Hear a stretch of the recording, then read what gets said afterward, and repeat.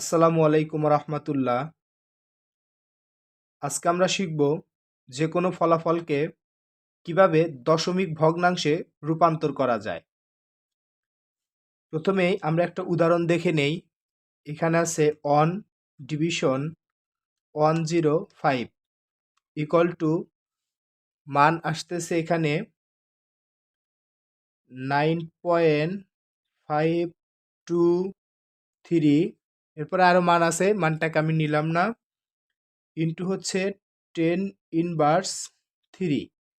এখন এই মানটা আমার যদি দশমিকে প্রয়োজন পড়ে, তাহলে আমি কিভাবে মানটাকে দশমিকে রূপান্তর করব। এর জন্য প্রথমে আমরা মুড ক্লিয়ার বাটনটাকে 5 বার প্রেস করব।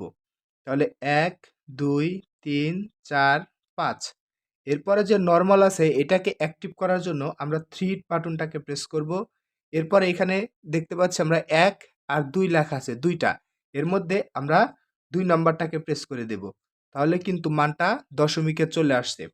মানটা চলে আসতে হচ্ছে 0.00952 এরকম একটা কিন্তু মান চলে আসছে।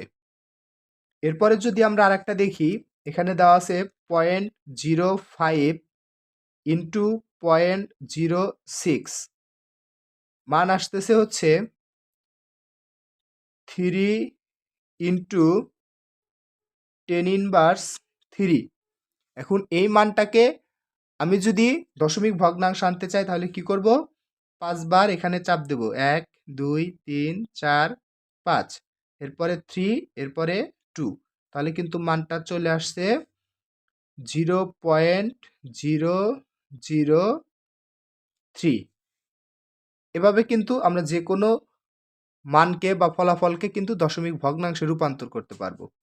এছাড়া আমরা যদি একবারে ক্যালকুলেটরটাকে এই দশমিক ভগ্নাংশে যদি রূপান্তর করে রাখতে চাই, তাহলে কিন্তু ওই একই রকমভাবে রাখতে হবে। এর জন্য আমরা মুড ক্লিয়ার বাটনে 6 বার,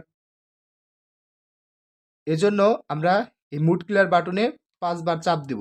1 2 3 4 5, এরপরে 3 তে চাপ দিব, এরপরে 2 তে চাপ দেব। এখন কিন্তু যে কোনো মান কিন্তু দশমিক ভগ্নাংশে চলে আসবে।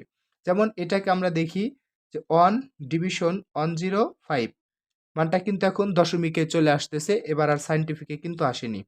এরপর আবার যদি দেখি 0.05 ইন্টু 0.06, মানটা কিন্তু এখন দশমিকে আসতেছে।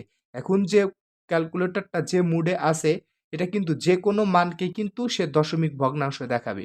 আর এই মুডটাকে ক্লিয়ার করার জন্য কিন্তু আমাদের রিসেট মারতে হবে। এর জন্য আমরা শিফট বাটনে চাপ দিব, এরপরে ক্লিয়ার মুড বাটনে চাপ দেব, এরপরে 3 আছে এটাকে অ্যাক্টিভ করার জন্য 3, এরপরে 2 বার ইকুয়ালে চাপ দিলে কিন্তু ক্যালকুলেটরটা আবার আগের অবস্থানে ফিরে এসেছে।